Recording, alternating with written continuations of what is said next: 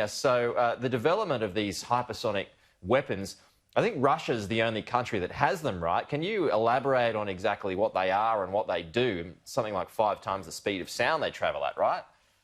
That's right, Peter. That's right. And so to categorize all of hypersonic weaponry, it's not new. So it's been decades since at least the U.S. has started to look into the potential of finding very high-speed missiles. As you said, they're defined by 5 times the speed of sound to be able to evade current missile defense systems. So when you hear that term, that's sort of the general encompassing that type of technology. But it fits into other major types of technological advancements. If you think of a pattern of developing a weapon, which countries are developing it, which countries aren't, which countries can develop defenses for it, and which countries aren't. That's sort of the classic definition of an arms race, where countries are starting to announce and show that they're putting some money toward that. So that's what we're seeing right now. And of course, the Prime Minister's announcement is the latest in that. How much is this announcement going to ruffle the feathers of China, even though China's military expenditure is, I mean, it's $270 billion per year, as opposed to $270 billion per 10 years? That's right. That's right. But one statistic that's even a little bit better to look than looking at current funding is what is the trend of funding, right? Each year, how much is the defense budget of each country going up? And that's what China will look at. That's what the U.S. will look at for multiple reasons. But in this case, this announcement is major because of the increase in spending that Australia is putting into it, not necessarily the exact amount.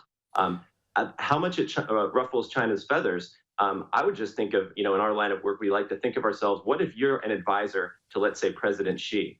Would you be surprised by this announcement? You wouldn't be surprised at all. Of course, you're going to put out a statement, something, or maybe make an economic move that shows your displeasure, but this certainly isn't surprising in the current environment. And just explain to me, I mean, we're obviously allies with the United States as our main ally, and so that would make up the shortfall, wouldn't it?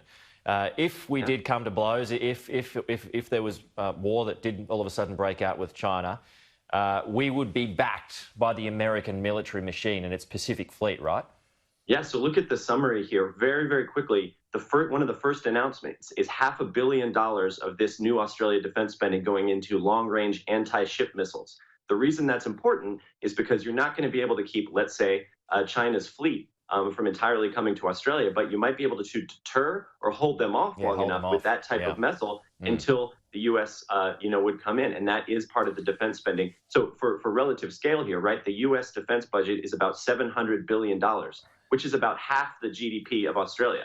Right. So the best way to up your percentage of GDP, right, is to call on your allies and to really, to really enrich that relationship. And throughout the Prime Minister's statement, the U.S., even though there were statements about trying to be a little bit more independent and protect sovereignty, there are definitely a lot of comments that are laced with increasing the alliance and relying on the United States. I believe he called it the foundation of Australia defense. And how long would it take for the Americans to arrive? How long would we have to, hold them off for?